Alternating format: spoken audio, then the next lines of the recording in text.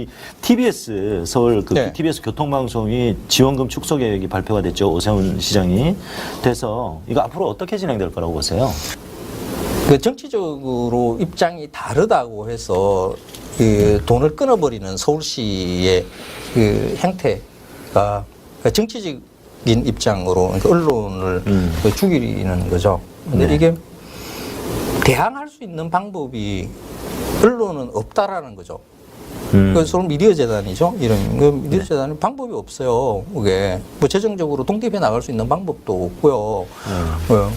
뭐 목을 재면 뭐 줄 수 없는 거죠. 오세훈 서울시장이 뭐 돈을 지원하지 않는 것으로 정하고 뭐 조례도 개정을 해가지고 그냥 없애버리겠다는 투로 이렇게 몰아붙이는데 그딴 방법이 있나요? 그게 그러니까 그 출발 자체가 서울시에서 출발을 했기 때문에 그런 거죠. 다음에 시장이 다시 저쪽에 더불어민주당 쪽 사람이 앉으면 또 이런 일은 또 해소될 수도 있겠죠. 언론을 이러면 그게 정상적인 언론이 아니죠.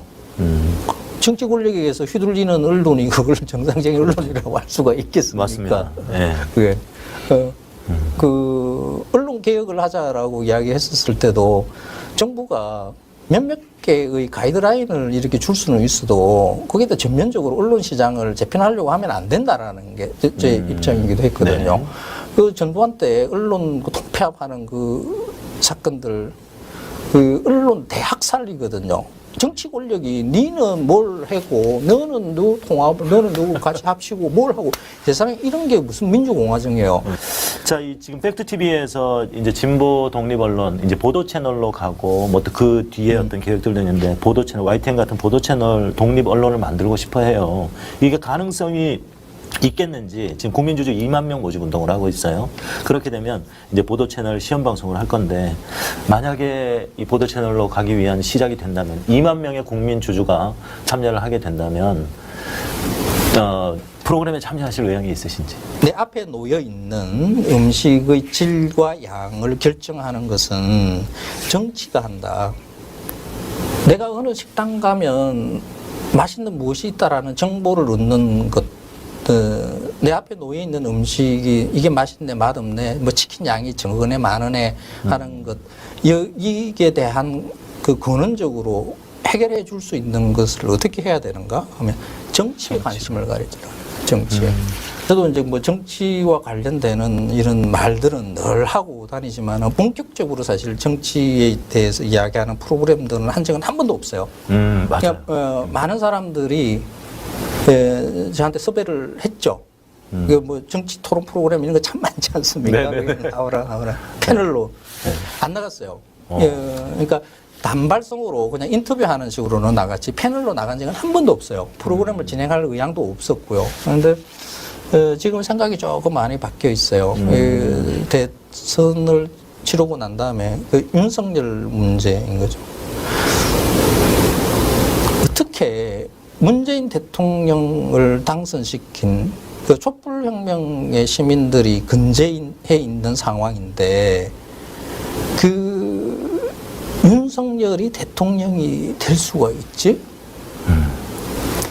사실 뭐 정신적으로는 어마어마한 큰 충격을 받았어요. 그걸 조금 한번 진지하게 한번 그 정치적인 발언을 조금 더 정리를 해서 조금 정돈된 상태에서 하는 그런 프로그램이라 그러면 한번 해보고 하지 않을까. 긍정적인 말씀을 해주셨네요. 네.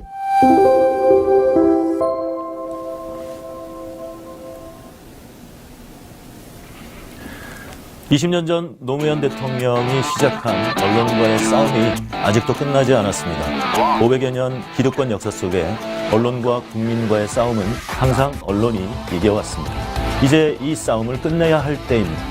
단순히 충고나 방향만을 제시하지 않겠습니다. 국민의 통제를 받지 않는 냉혹한 권력과 싸우겠습니다. 팩트헌터 지금 시작합니다.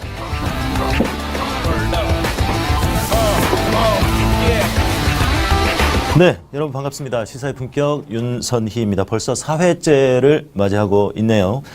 팩트TV와 함께 팩트헌터를 통해서 여러분과 함께 언론개혁의 맨 앞장 서겠습니다. 팩트TV는 가짜 뉴스가 판치는 세상에서 오직 팩트만 전달하고자 보도 채널을 준비하고 있습니다. 그 첫 시작으로 팩트헌터를 진행하게 되었고요. 오직 팩트만 전달하는 팩트TV 보도 채널 설립에 주주로 많은 참여를 부탁드리겠습니다. 태풍 흰남노의 영향으로 전국적으로 비가 많이 내렸죠. 오늘은 또 언제 그랬냐는 듯이 또 아주 개인 날씨를 보여주고 있습니다. 몇 주 전에 비 피해로 아직까지 복구 작업이 진행되고 있는데 특히 남해와 동해 쪽에 많은 비와 바람이 불었고 피해가 또 속출을 했는데 또 잘 복구가 되기를 바람하지 않겠습니다. 가급적 또 이 많은 분들이 피해를 입었기 때문에 함께 마음을 또 써주시면 감사하겠습니다. 그리고 안전에 만전을 기해 주시면 좋겠습니다. 자, 그럼 팩트헌터 첫 번째 순서를 시작할 텐데요. 오늘은 초대 손님을 먼저 모셨습니다. 여러분들이 잘 아실 텐데요. 네, 휴먼앤데이터 이은영 소장님을 모셨습니다. 반갑습니다. 네, 안녕하세요. 네, 드디어 만나네요. 그러니까요. 예, 반갑습니다. 그 팩트TV와 인연이 또 있다고 하셨어요. 네, 제가 네. 지난 대선 때 네. 팩트TV 찐 정상회의라는 프로그램에 이제 패널로 참여를 했었는데 네. 조기 종영을 해가지고 아. 너무 아쉬웠고 네. 그 이후에 좀 유영아 교수님하고도 좀 프로를 했었는데 예. 그때가 좀 많이 재밌었던 것 같아요. 방송 끝나고 이제 제작진들하고 같이 또 1층에 가서 호프 한잔 하면서 어떻게 하면 더 방송을 잘 만들까 막 얘기도 하고 그랬던 게 엊그제 같은데 벌써 네. 이제 가을이 되고요. 팩트TV가 많이 또 달라졌네요. 그죠? 네. 더 좋아졌죠? 네, 훨씬 더 좋아지고 지금 바깥에도 지금 많은 분들이 지금 네네네. 계셔서 제가 많이 긴장됩니다. 팩트TV가 이제 보도 채널로 가기 위해서 야심차게 지금 준비를 하고 있고 네. 그 일환으로 이제 팩트헌터가 출발을 하게 된 겁니다. 오늘이 4회째인데요. 자주 또 출연해 주셔서 네. 불러주시면 냉철한 분석을 해 주시면 좋겠습니다. 네. 여론조사 또 분석 전문가이시니까 여론조사란 무엇인가에 대해서 한번 정의를 하고 가면 좋겠어요. 네, 여론조사는 이제 요새 많은 분들이 관심을 가지시는데 아무래도 이제 생각 그리고 내 마음에 있는 어떤 그 무언가를 숫자로 만들어내는 게 여론조사거든요. 네. 그래서 이 여론조사에 관심을 갖게 될 수밖에 없는 것 같아요. 그러니까 이 보이지 않는 거를 보이는 숫자로 만들어주니까 관심을 가지시는 것 같고요. 그리고 아무래도 이게 그 선거 또는 그 정치 영역과 굉장히 밀접하기 때문에 그래서 더 관심을 많이 가져주시는 것 같습니다. 네, 그렇군요. 그러면 여론조사 방식이 뭐 ARS가 네. 있고 뭐 전화 면접이 있고 그런 그 여론조사 방식들의 어떤 차이가 있는지 그것도 좀 설명해 주시죠. 일단은 큰 틀에서는 이 정량조사 영역이 있고 정성조사가 있어요. 여론조사는 크게 두 개의 틀인데 어렵습니다. 네. 정량조사, 정성조사. 네, 그래서 정량조사 안에 이제 뭐 ARS나 전화 면접조사나 대면 면접이나 이런 것들이 있는 거고 네. 정성조사는 이 숫자적인 측면보다는 실제 이제 왜 그렇게 생각하는지를 조사하는 영역이거든요. 그래서 네. 이제 좌담회라고 하거나 뭐 FGI 이런 거 얘기 들어보셨을 거예요. 그래서 못 들어봤습니다. 그래서 이제 지금 이 정량조사에서는 뭐 어떤 온라인이나 또는 전화를 툴을 이용해서 그 물어보아서 그 사람의 답변을 얻어서 평균치를 내서 그 숫자로 만들어내는 게 정량조사고 정성조사는 그런 숫자가 나오게 된 이유와 배경을 왜 그렇게 생각했는지 그거를 물어보는 기법이 정성조사예요. 네. 지금같이 이제 대통령 지지율이 낮을 때는 사실은 정량조사보다는 정성조사가 훨씬 더 중요해요. 사람들이 이 지금 현재의 낮은 지지율과 국정 운영에 대해서 어떻게 생각하고 이거에 대해서 왜 나쁘게 평가하는지 이걸 알아보는 게 훨씬 더 중요하거든요. 그렇군요. 네. 그리고 조사 방식에 따라서 또 이 지지율 차이도 상당히 많이 나고요. 그렇죠. 네. 네. 그리고 여론조사라는 것은 사람들의 생각을 수치화하는 거라고 네. 말씀하셨는데 그러면 공정하게 조사를 해야 될 텐데 네. 왜 이 여론조사 기관은 원하는 수치를 만들기 위해서 네. 노력을 할까?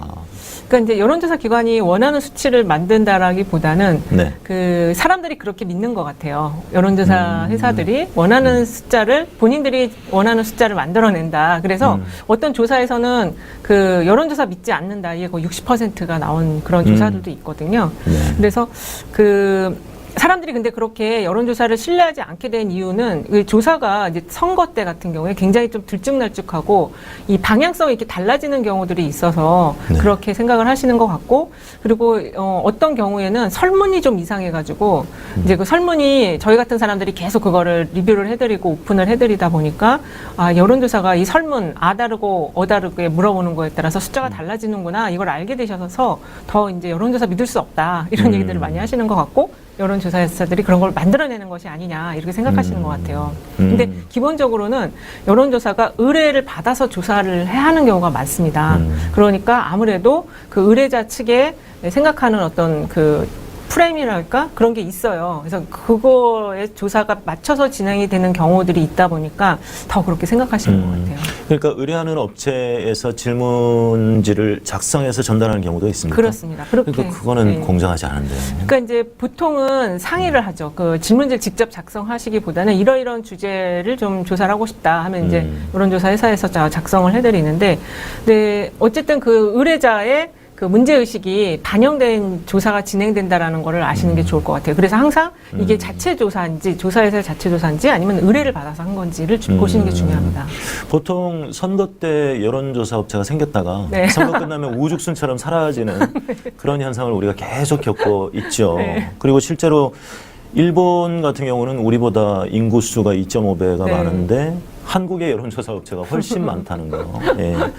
이게 뭐 법이라든가 여론조사법, 뭐 허가제도인가요? 아니면 그거는 특별한 신고? 그런 제도가 신고냐 허가냐 이런 특별한 건 없는 것 같고, 이게 어쨌든 영리를 추구하는 곳이기 때문에 내가 이제 설립을 해서 법인이든 개인 사업자든 설립을 해서 진행을 하면 되는데, 근데 중요한 거는 그 여론조사를 공표하는 경우에 있어서는 지금 중앙선관위에서 굉장히 허들을 높게 만들어놨어요. 그래서 지금 제가 앞에 네. 들어올 때 이 입구에 이 책이 있어서 이게 중앙선거 여론조사 심의위원회가 가이드북? 선거 여론조사 가이드북을 만들었는데 200페이지 가량의 네. 그 많은 규제 조항들을 담고 있는 그런 책이에요. 그래서 공표를 하는 거에 있어서만큼은 지금 상당히 좀 까다롭게 지금 심의를 하고 있는 상황이고요. 그런 면에서 보면은 일본보다는 우리나라가 훨씬 발전돼 있고 그 정치적인 어떤 활성화랄까 이런 게 굉장히 잘 돼 있다라고 볼 수 있을 것 같아요. 또 일본은 우편 조사를 많이 한다고 하더라고요. 아직도 팩스를 쓰고. 네, 그래서 일본하고의 비교는 인구수 뭐 그런 걸 따져 보더라도 일본과의 비교는 맞지 않는 것 같다. 제가 판단할 때는 네. 여론조사 업체가 너무 많기는 한 것 같아요. 근데 그만큼 그 시장이 넓다라는 얘기일 수도 있어요. 아, 그래요? 네, 이게 여론조사가 이 이제 크게 사회조사와 마케팅 조사가 있거든요. 근데 네. 이 시장이 크기 때문에 회사들이 그렇게 많다라고도 볼 수 있고, 제가 뭐 한 10여 년 전에 조사 이 시장이 어느 정도 되냐, 이거 정확히 추계가 안 되는데 뭐 한 4천억 정도 시장이다. 이렇게 한 10여 년 전에 그런 정도의 숫자를 얘기를 들었는데 지금은 꾸준히 이게 계속 더 우상향하고 있어서 시장은 네. 커지고 있다. 그렇군요. 네. 근데 이런 여론조사 결과들을 이용해서 또 언론 플레이를 하지 그렇죠. 않습니까? 네. 네. 그게 제일 문제고, 지금 이 선거 여론조사 가이드북에도 보면은 선거 네. 여론조사와 관련해서 네. 그 여론을 정확히 파악하여 표출시키는 것을 목적으로 하는 여론조사는 선거와 밀접한 관련이 있다라고 규정을 해놓고 있거든요.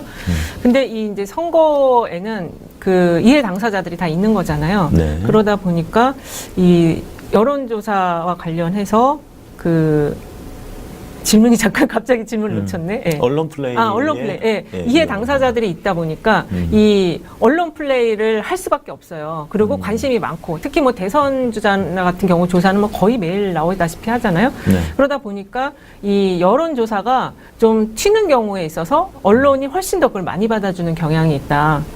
그러다 보니까 이 조사 회사들이 이제 의뢰를 받지 않고 이제 자체 조사를 하더라도 어떤 커다란 이슈가 있을 그 즈음에 조사를 딱 해서 조사가 뭔가 확 떨어지거나 확 올라가는 거를 발표를 하면 언론이 많이 받아주고, 그리고 그렇게 많이 받아지면은 회사 브랜드력이 올라가요. 그래서 예, 그런 거를 이제 좀 회사도 이용하는 측면이 있고, 또 언론사는 그런 튀는 조사들이 보도되면 재밌잖아요. 그래서 좋고, 그러다 보니까 이게 그렇게 이제 언론이 보도가 많이 되면 사람들이 또 그거를 인터넷이든지 뭐 뉴스를 통해서 보면서 저게 여론이구나, 이렇게 해서 이게 하나의 메커니즘이, 이렇게 돌아가는 메커니즘이 좀 형성되어 있다.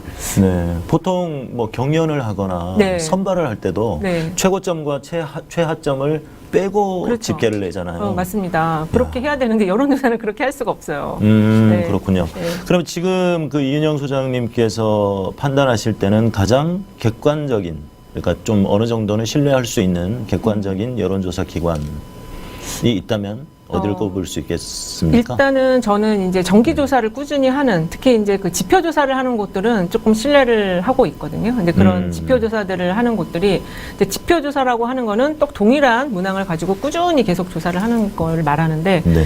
대체로 여러분들이 많이 잘 아실 거예요. 리얼미터라든지, 그리고 또 MBS라고 전국 지표조사 지금 2주 단위로 나오고 있고요. 그다음에 네. 갤럽 여기도 1주 단위로 나오고 있고 지금 한길 리서치도 그러니까는 지표 조사를 하는데 이게 조금 약간 텀이 좀 길어가지고 네. 어쨌든 그 MBS의 4개 회사 그리고 지금 뭐 갤럽이라든지 이제 리얼미터는 하도 이제 그 뭐 여러 가지 별칭을 가지면서 좀 사람들이 신뢰하지 않는 그런 표현을 많이 하긴 했는데 그렇더라도 꾸준히 지금 하고 있기 때문에 이런 회사들을 좀 저는 중요하게 보고 있죠. 네. 왜 리얼미터를 무슨 미터라고 사람들이 부르게 됐을까요? 네. 그게 리얼미터가 이제 1단위 조사를 하고 그리고 사실은 그 주단위 조사를 좀 선구적으로 먼저 시작한 게 리얼미터였는데 이제 ARS로 하다 보니까 이 ARS가 아주 결정적인 단점이 있어요. 그 인구 특성을 정확하게 우리가 파악하지 못한다. 그러니까는 연령이나 성이나 이걸 속일 수 있다라는 단점이 있거든요.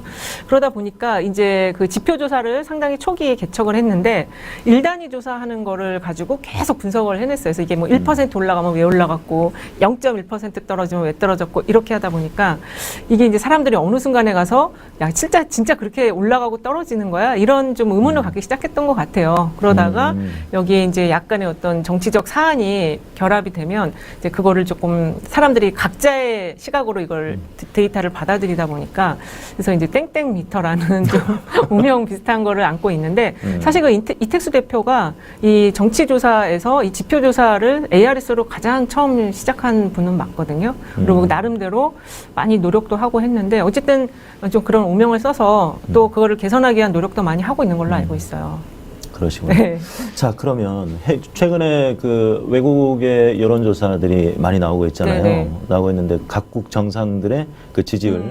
윤석열 대통령이 이제 4개월 정도 지났는데 네. 예, 최하위를 그렇습니다. 네. 기록하고 있습니다. 연일 최하위를 기록하고 있고 심지어는 10%대 중후반까지도 떨어지기도 했고 또 우리 국내의 다수는 뭐 20% 중반, 네. 후반, 예, 뭐 또 보수적인 언론에서는 이제 30%가 갓 넘는 그런 조사를 많이 발표하고 있고 네. 데일리안도 30% 정도.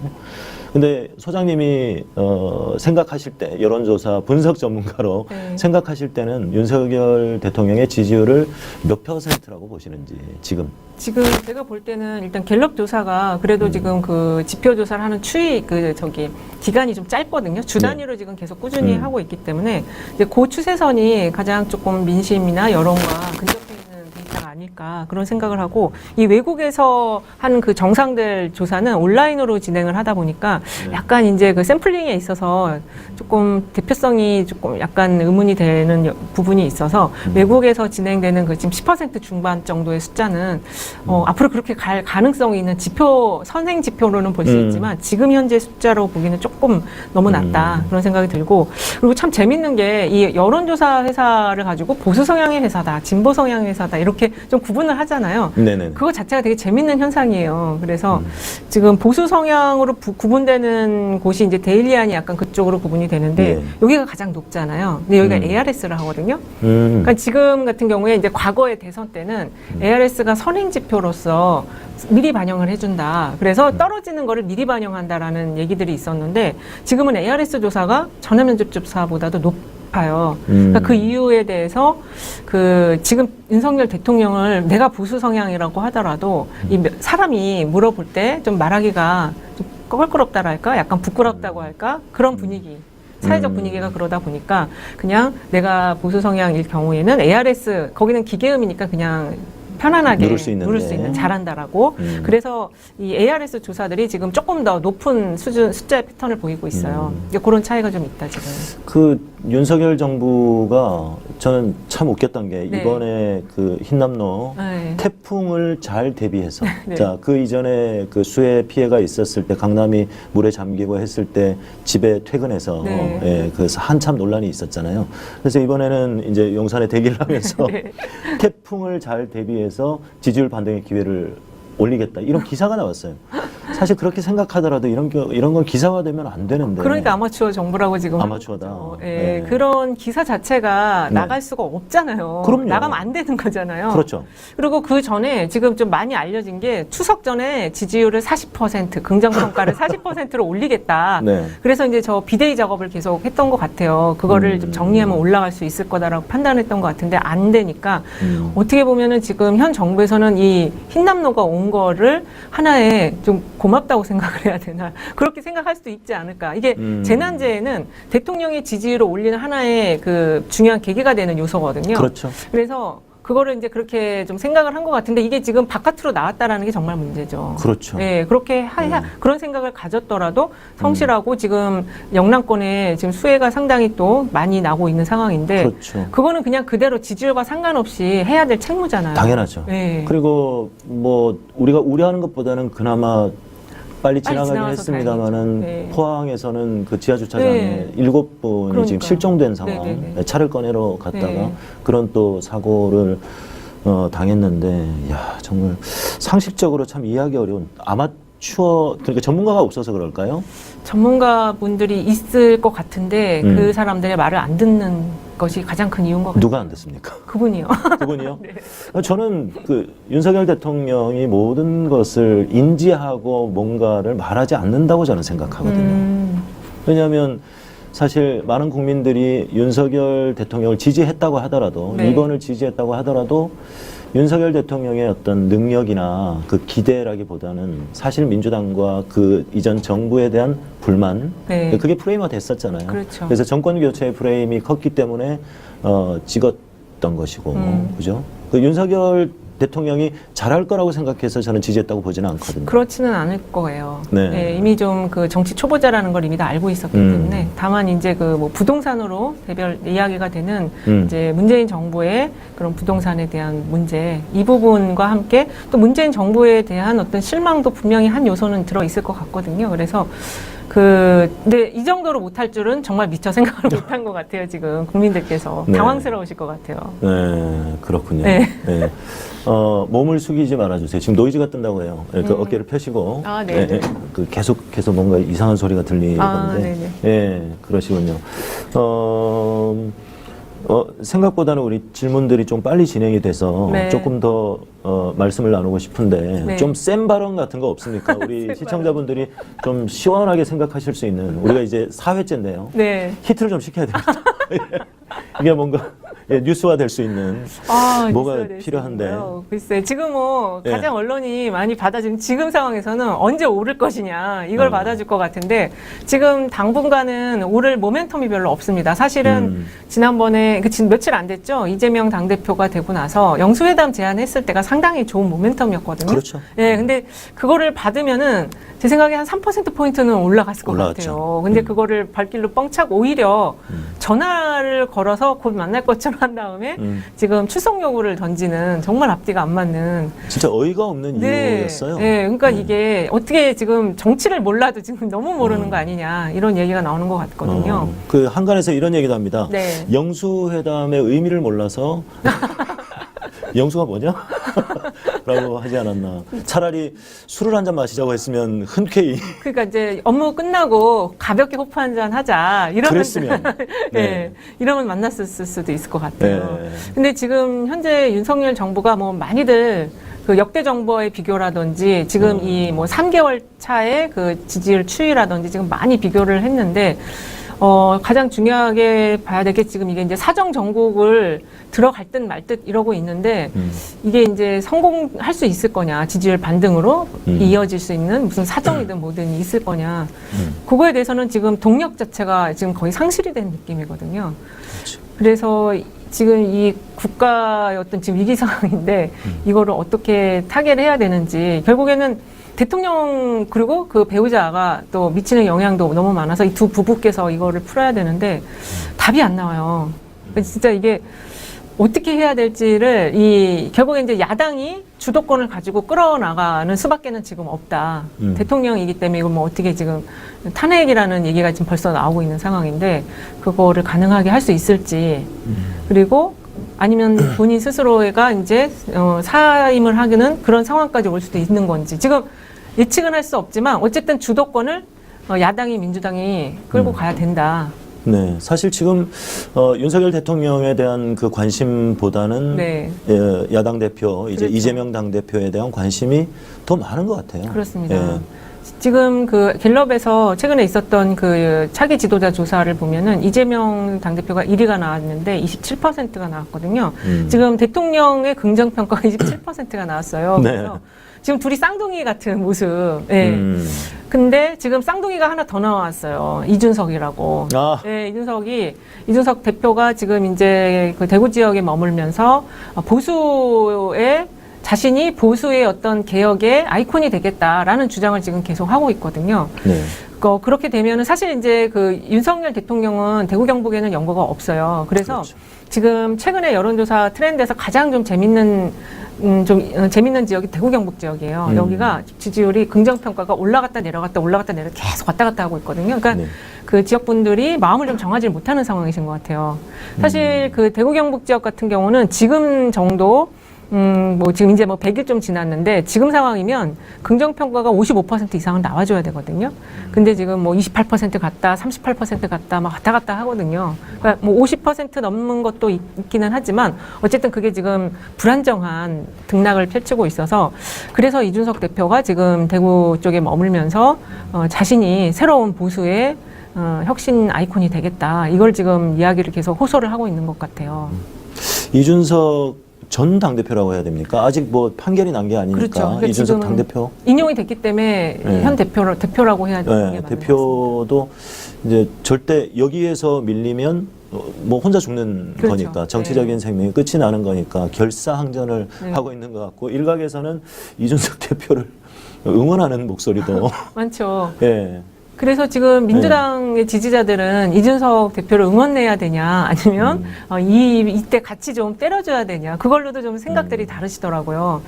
근데 조금 이제 응원을 해야 된다라는 생각이 조금 더 많으신 것 같은데 어쨌든 이준석이라는 존재에 대해서 저 정도로 지금 이 아젠다 세팅을 하고 그 다음에 현장으로 파고드는 사람이 저 연령대 사람이 민주당에는 없다. 그렇기 때문에 지금 여기에 이준석 대표 쪽에 동조를 해주면 안 된다라는 의견도 상당히 꽤 있는 것 같습니다. 네, 그렇군요. 민주당 얘기를 잠깐 하고 네. 오늘 또 뒤에 일정도 있다고 하셔서 빨리 네. 보내드려야 되는데요. 네. 그 민주당 그러니까 이재명 당대표가 되시고 압도적인 지지입니다. 그렇죠. 또 공교롭게도 77.77% 네. 거기에 또 의미를 부여하시는 분들도 많이 계신데 시민들이나 또 국민들이나 권리당원들은 압도적으로 이준석 후보와 또 개혁 성향의 의원들을 그렇죠. 많이 응원했고 이번에 많은 조금 다르긴 했지만 많은 전략 투표 얘기가 많이 돌기도 했어요. 그런데 가장 좋은 결과를 낸 것 같습니다. 그렇습니다. 그죠? 네. 네.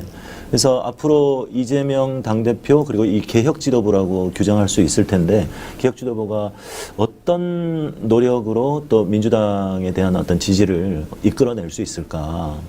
포커스를 어디에 맞춰야 될까요? 지금 이제 그 전투력은 역대 그 지도부, 민주당 지도부에서는 가장 최강인 것 같습니다. 네네. 그래서 이 민주당 지도부 구성되는 걸 보고 일반 시민분들 중에 그런 말 하시는 걸 들은 적이 있어요. 이제 좀 내 일에 좀 집중할 수 있겠다.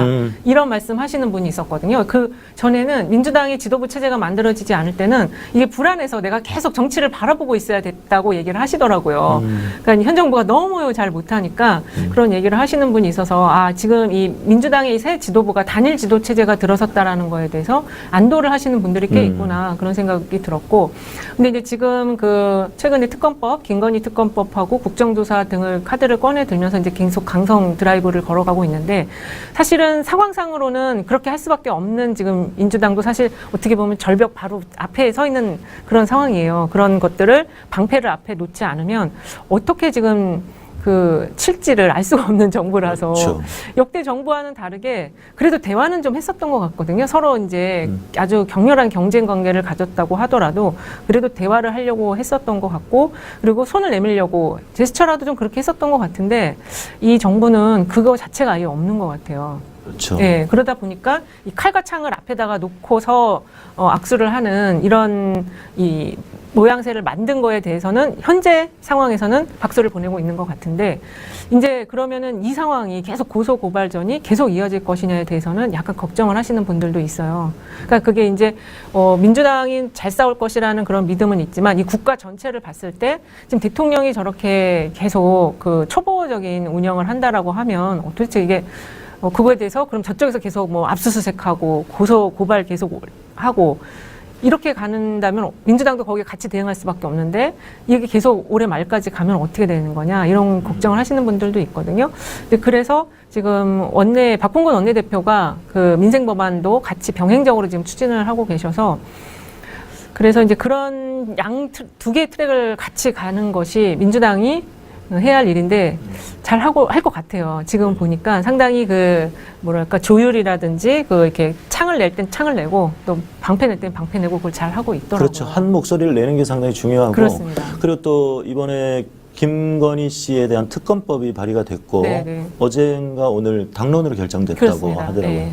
네. 그래서 지금 부분이, 민주당이 지난 당대표 경선을 할 때는 친명, 반명, 비명 이렇게 세 개의 그 그룹이 있는 것처럼 이제 얘기를 많이 하면서 경쟁을 했는데 이제 그게 다 없어지고 하나의 그 윤석열 정부를 향한 하나의 단일 대우로 지금 똘똘 뭉쳐졌다. 이게 가장 중요한 것 같아요. 그리고 민주당을 지지하고 민주 진영에 있는 분들은 민주당 내부에 대한 개혁도 상당히 많이 말하고 있고 그렇습니다. 대표적으로 이제 수박 논쟁 네. 몇 명이 수박이다 네. 절반 이상이 수박이다 이렇게 하는데 사실 이재명 대표는 상당히 실용적인 사람이고 네. 진보 보수로 평가를 하기가 좀 어려운 어렵죠. 사람이죠. 네, 예, 맞습니다. 사실은 보수에 가깝다는 얘기도 본인이 하셨고 우리가 보수라고 하면 약간 부정적인 이미지가 있지만 사실 그런 게 아니지 않습니까? 그렇죠. 합리적 네. 보수나 개혁 보수는 좋은 그렇죠. 의미잖아요. 사실 민주당의 정체성도 네. 진보 정당이라고 할 수가 없죠. 그렇죠. 약간 이제 이 중간 섹터에서 약간 이제 진보 쪽에 가 있는. 근데 사실 지금 이제 정의당이 어저께 이제 부결은 되긴 했지만 정의당이 좀 정확하게 그 진보 섹터를 지켜주고 있으면 민주당이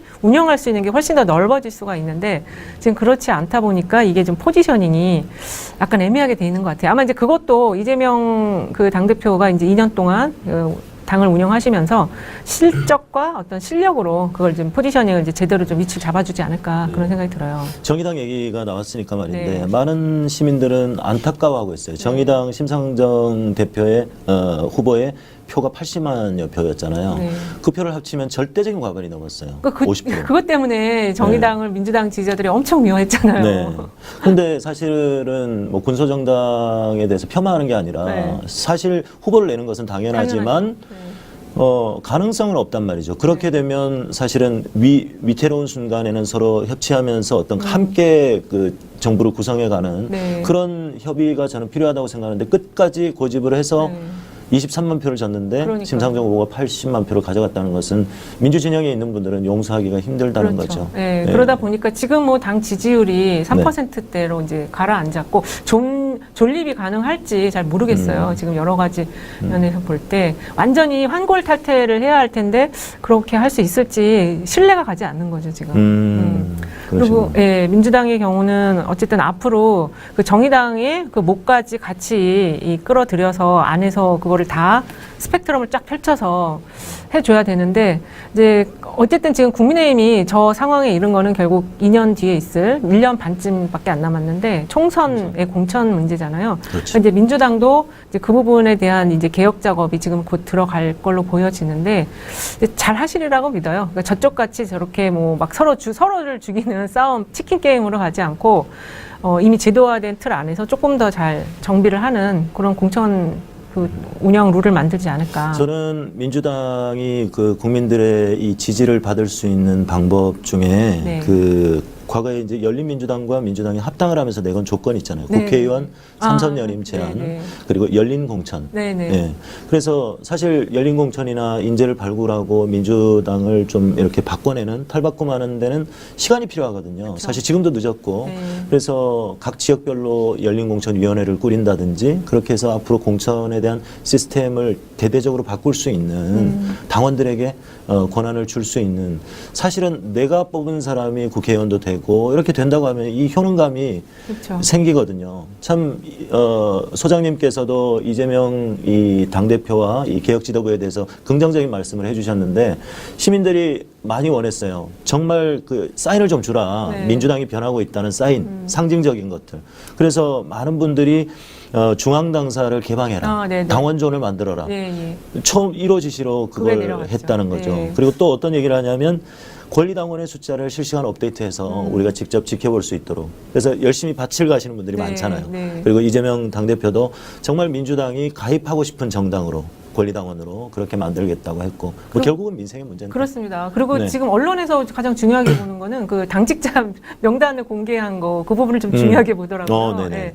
왜냐하면 이제 그 정당의 당직자들이 약간 이제 공무원과도 비슷하게 임기가 보장되어 있다, 정년이 보장되어 있다 보니까 그리고 이게 좀 자기가 무슨 일 하는지를 잘 안 알려요. 왜냐하면 알려지게 되면 일이 엄청나게 네, 많아지거든요. 근데 이제 그거를 공개를 했다라는 점에서 좀 언론에서 주의 깊게 보는데, 그러니까 이제 그 정당이 좀 공무원화된 것에서 조금 탈피할 필요는 있는데 그게 잘 할지는 그건 좀 지켜봐야 될 것 같아요. 네.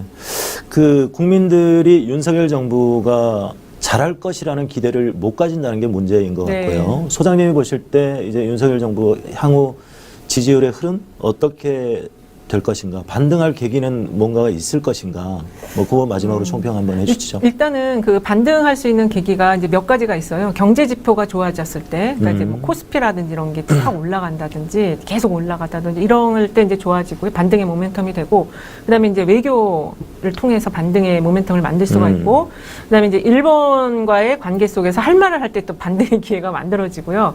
그러니까 반등할 수 있는 여러 그 기회들이 있어요. 그리고 이제 뭐 올림픽 같은 거를 유치한다든지 이럴 때 이제 또 반등의 모멘텀이 있는데 그래서 지금 부산 엑스포 자꾸 얘기를 하는 것 같습니다. 근데 이제 사람들이 그것도 지지율이 어느 정도 이 좀 받쳐줄 때 그런 이벤트들이 반등의 계기가 될 수 있는데 지금은 이미 좀 그 단계를 넘어선 단계인 것 같아요. 부산 엑스포 얘기 나오시니까 BTS 공연을 한다고 하잖아요. 그러니까요. 그 네. 천공 영상 보셨나요? 그거는 오빠한테 천공이 뭐 얘기했다는 천공이 이미 얘기를 했어요. 아, 그래요? 10만 명 모으라고? 여기에 BTS가 오는 거야. BTS가 뭐 LED 설치하고 뭐 어쩌고 저쩌고. 근데 실제로 그 기장에 부산도 네. 아니고 뭐 아시아드 기장군. 경기장도 아니고 기장에.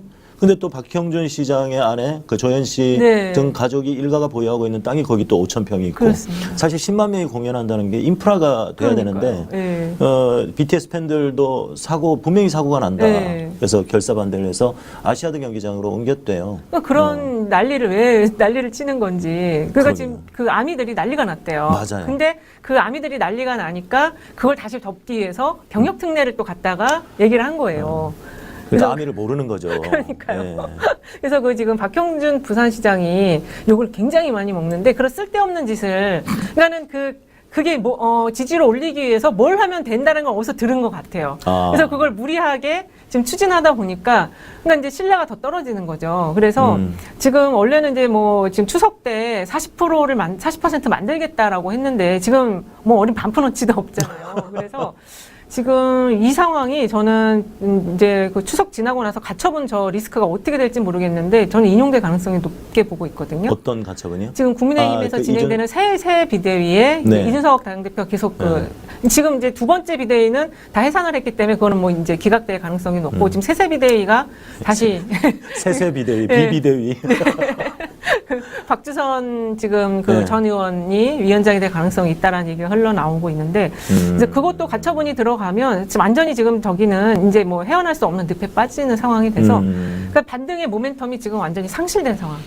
그렇죠. 네. 그래서 그 책임을 지금 윤핵관에게 물으면서 이 윤핵관 세력을 교체하는 그런 지금 상황이 아닌가 이렇게 보고 있어요. 그래서 지금 뭐 그 김한길 또는 뭐 안철수 이렇게 해서 다시 그 핵관을 구성을 해서 조기 전대를 해서 지도부를 다 바꾸는 그런 수순을 지금 밟아가고 있다라는 얘기들이 나오고 있는데 어쨌든 그렇게 하면 할수록 지지율 반등의 모멘텀과는 점점 멀어질 수 있다.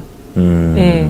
그러니까 지금 윤석열 대통령 지지율의 가장 큰 특징은 핵심 지지층이 없는 상황이어서 이게 등락이 굉장히 큰 상황에서 대통령이 됐는데 지금 그게 그나마 있던 그 뭐랄까요? 그 이제 그러니까 국민의힘의 그 지지층 네. 여기를 지금 거의 막 흔들어 놔서 지금 절반을 날아가게 만든 상황까지 지금 이르러서 반등의 모멘텀이 만들어지기는 어렵고 지금 요 정도 이제 민주당과 대치를 하게 되면 어쨌든 지지세는 결집을 좀 하니까 약간의 반등은 있겠지만 그것이 그냥 꾸준히 그냥 계속 횡보를 하는 그런 횡보 장세가 앞으로 한 12월까지 지속되지 않을까.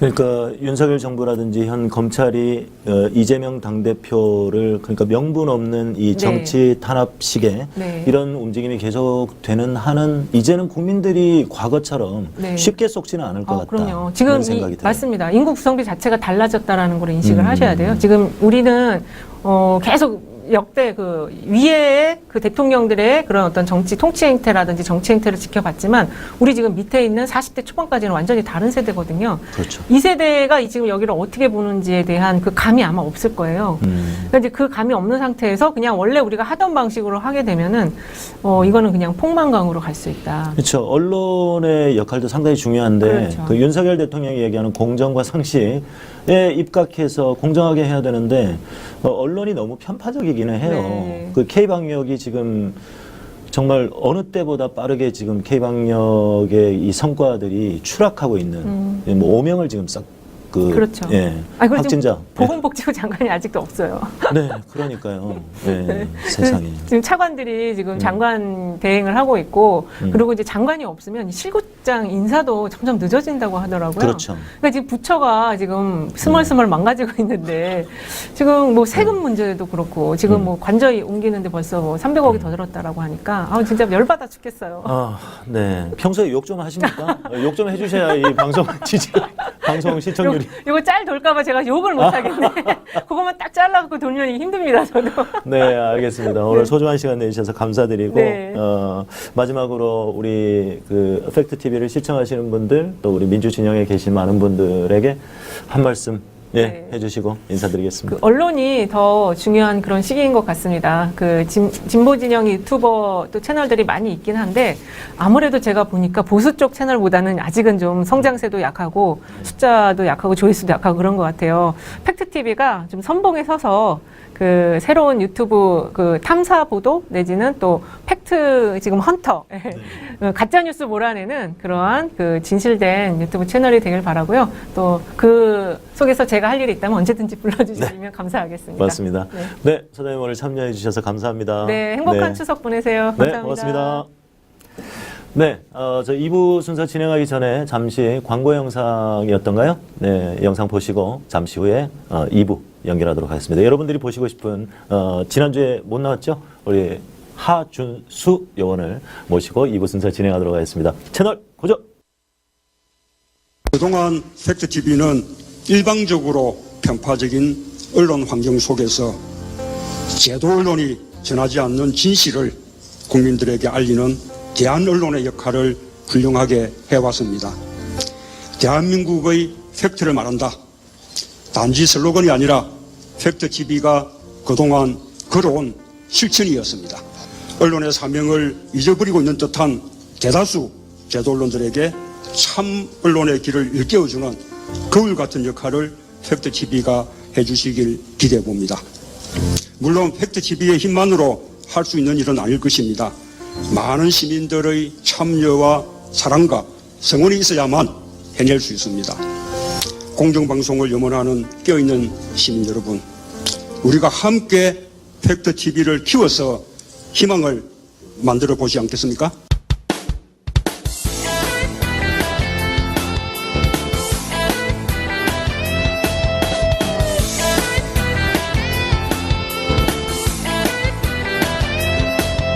조선일보 서정주 박정희까지 일본 놈의 충성스런 앞잡이일 때 동상 걸린 손가락을 잘라내가며 해방을 위해 싸웠던 건 백성들이다. 언론개혁의 한 획을 긋는 팩트TV 보도채널 개국의 국민주주가 되어주십시오. 언론에 기울어진 운동장을 바로잡고 보수 언론 일색인 좁은 운동장을 넓히기 위해 팩트TV가 보도채널 진출을 선언하며 대대적인 국민주주 모집을 시작합니다. 2021년 11월 7만여 명에 달하는 시민들이 팩트TV가 언론개혁을 위해 보도채널로 나아가기를 원했습니다. 지난 대선 기간 동안 보수 언론과 이에 기생하는 언론들의 무자비한 정치 편향 보도와 모 후보의 기사를 대놓고 도배하는 포털의 안면 몰수식 기사 배치가 극에 달한 현실을 보면서 팩트TV는 더 이상 지체할 수 없다는 판단을 하였습니다. 이에 수개월간 준비를 해온 보도채널 추진단의 연구 결과를 바탕으로 개국 준비 계획을 공개하고 개국을 위한 국민주주 모집을 시작하고자 합니다. 7만여 시민들의 요청사항을 적극적으로 반영한 국민을 위한 보도채널 운영 계획은 다음과 같습니다. 1. 권력과 자본 그리고 내부의 이견에 의해 흔들리지 않는 보도 방향은 어떻게 유지할 것인가? 시청자위원회가 보도 방향을 점검하고 결정하게 하겠습니다. 시청자위원회 구성은 국민주주 중에서 선임하고 시청자위원회 결정을 보도채널 구성원들이 따르도록 하겠습니다. 2. 보도채널 발전 계획은 무엇인가? 뉴미디어 시대에 끝까지 생존하고 발전하기 위해서 철저한 기업 경영 방식을 채택하겠습니다. 첫 번째는 목표를 상장회사로 두고 벤처기업이 되도록 하여 수익을 극대화하겠습니다. 두 번째는 첨단의 현장 방송 시스템을 도입해 받아쓰기 방송이 아닌 국민의 관심을 받는 역동적인 보도 채널이 되도록 하겠습니다. 세 번째는 보수 언론의 막가파식 던지기 뉴스의 폐해를 대대적인 팩트체크로 승부하겠습니다. 네 번째는 국민의 감시자로서 정치와 언론의 거짓을 과감 없이 집중 해부하겠습니다. 다섯 번째는 케이블 보도 방송과 유튜브 방송의 유기적인 결합으로 시청자층을 대폭 확대하겠습니다. 여섯 번째는 국민들에게 뉴스는 팩트TV 보도채널이 가장 신뢰할 수 있다는 확신을 가지도록 하겠습니다. 3. 보도채널을 어떻게 만들 것인가? 이번 대선을 거치면서 꽉 막힌 국민들의 속을 시원하게 풀어줄 시범 뉴스 방송을 제작하겠습니다. 국민주주가 2만 명을 돌파하면 그 힘을 바탕으로 다음과 같은 시범 뉴스 방송을 유튜브를 통해 시작하고 포털에 기사 등록이 가능한 인터넷 신문을 창간하겠습니다. 시범 뉴스 방송이 기사화되어 운동장을 넓히는 데 일조하고 진실된 보도 채널에 대한 국민들의 신뢰를 쌓아나가겠습니다. 이슈를 선점하는 인터뷰 프로그램, 국민들이 알기 쉬운 팩트체크 프로그램, 거짓과 부정과 비리를 찾아내는 탐사보도 프로그램을 시범 제작하겠습니다. 이와 같은 시범 뉴스 방송을 통해 지속적으로 국민주주 모집을 확대하고 목표인 국민주주 25만 명을 확보하여 보도채널 개국을 완수하도록 하겠습니다. 정리하자면 시범 뉴스 방송을 위한 1차 국민주주 목표는 2만 명이며 보도채널 개국을 위한 2차 국민주주 목표는 25만 명입니다. 이번 대선을 통해 여실히 깨달은 진리는 보수 언론은 절대 변하지 않는다는 것입니다. 이제 우리가 나서야 합니다. 우리의 힘으로 가짜뉴스를 잡고 우리의 힘으로 기울어진 운동장을 바로잡고 우리의 힘으로 방송국을 만들어 운동장을 넓힙시다. 국민 여러분, 진실을 알리는 팩트뉴스를 만들기 위한 대장정에 동참해 주십시오. 국민주주로 참여해 언론개혁의 한 획을 긋는 보도채널 팩트TV를 완성해 주십시오.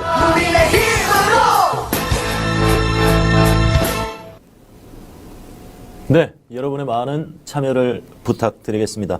자, 2부 팩트헌팅 시작하도록 하겠습니다. 지난주에 못 뵈서 상당히 보고 싶었죠? 여러분들도 많이 찾아주셨는데요. 우리 하준수 의원 오늘 참여하셨습니다. 네, 안녕하세요. 매너가 사람을 만든다. 팩트TV 팩트헌터 하효원입니다. 네, 지난주에 못 봐서 정말 아쉬웠어요. 아, 네, 저도 정말 보고 싶었습니다. 네. 그리고 우리 시청자 여러분들도 많이 보고 싶었습니다.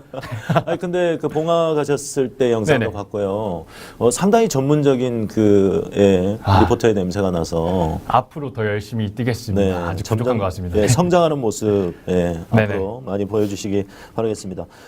우리가 이제 팩트헌팅, 팩트 이슈? 네, 맞습니다. 줄여서 팩트 이슈. 팩슈. 네. 팩슈를 진행하고 있는데 오늘도 세 가지를 가지고 왔습니까? 네, 맞습니다. 네, 알겠습니다. 그럼 본격적으로 시작하면 네, 될까요? 한번 시작해 볼까요? 첫 번째 네. 이슈. 네, 한 주간의 황당하고 어이없는 기사들을 골라서 소개시켜드리는 코너 팩트 이슈 팩슈. 네, 팩트 이슈 첫 번째 이슈는 안됨됨이입니다. 네, 좀 텐션을 더 주셔야 돼요. 팩슈, 팩슈, 팩슈. 네, 팩트 이슈. 네. 안됨됨이요? 네, 맞습니다. 이게 무슨 의미입니까? 네, 윤석열 대통령은 안 되고 네. 이재명 대표는 되는 게 있습니다. 뭘까요? 바로 소환 조사입니다. 소환 조사. 네, 맞습니다. 그러네요. 네. 이재명 의원이 민주당 대표가 되고 나서 검찰의 압수수색과 그다음 소환 통보가 며칠 사이에 이렇게 일사천리로 이루어졌습니다. 네, 기사 한번 보시죠. 네네. 네, 보시면 네.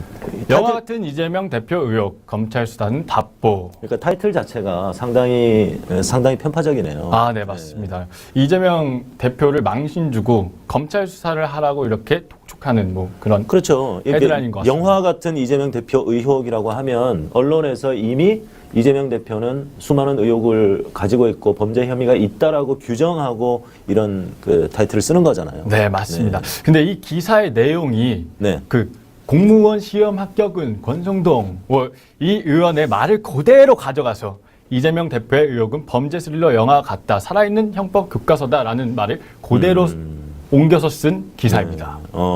개그감을 조금 더 키우셔야 될 것 네. 같아요. 공무원 시험 합격은 네네네. 네. 아무튼 성대모사 많이 연습해 주시고요. 네.